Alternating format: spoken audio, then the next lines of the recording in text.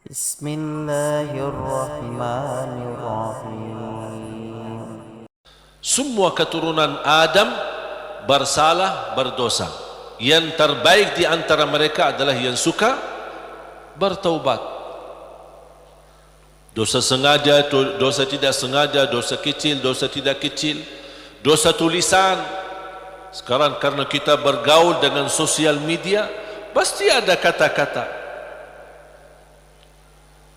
Ada dosa yang membawa perasaan, mengikuti perasaan, cinta, ucapkan kata-kata melalui WhatsApp atau bersama teman, melembar kata barangkali awalnya tidak sengaja membuat dia jatuh cinta, besok lama-kelamaan menjadi pacaran. Ini kan awalnya dari dosa ucapan. Ketik namanya, ketik dosa. Diketik dosa itu, ketik tik tik tik tik. Awalnya enak kan?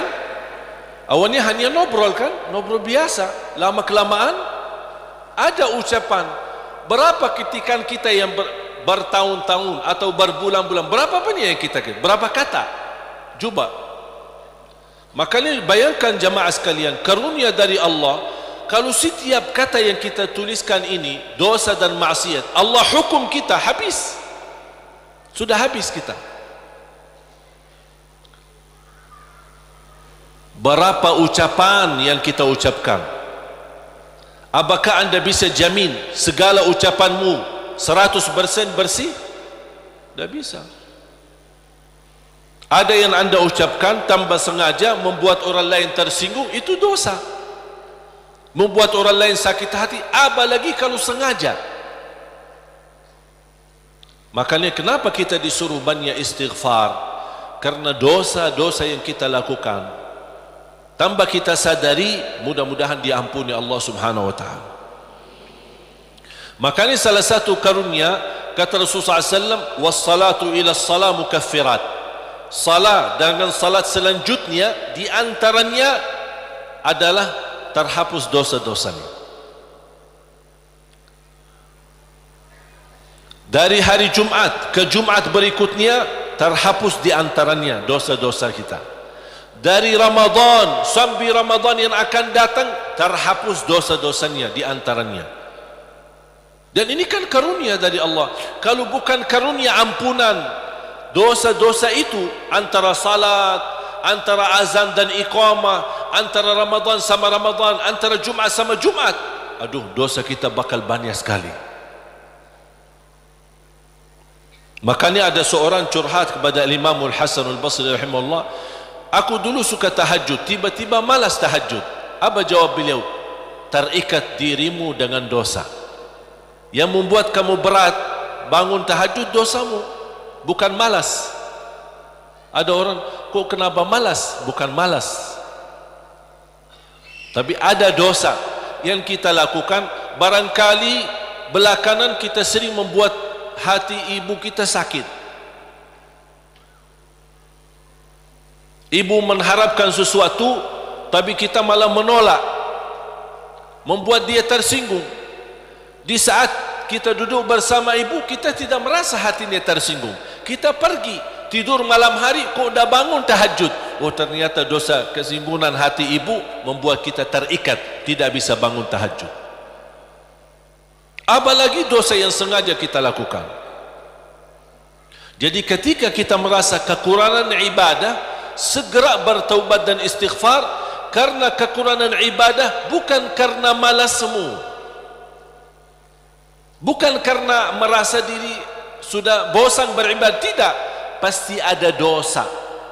Harus bertanya diri, dosa apa yang saya lakukan sampai saya begitu malas ibadah? Dosa apa yang saya lakukan sampai sudah berubah sifat saya? Dulu saya suka salat di masjid, kok sekarang kenapa sekarang tidak suka ke masjid? Ada apa? Itu saking bahayanya dosa, sangat pengaruh dalam kehidupan kita. Makanya kalau kita terus beristighfar, selalu beristighfar, jangankan kita beristighfar karena dosa maksiat, beribadah saja kita butuh istighfar. Contoh, habis salat, Assalamualaikum warahmatullahi wabarakatuh, Assalamualaikum warahmatullahi wabarakatuh, terus Astaghfirullah. Kenapa? Apakah kita berbuat dosa?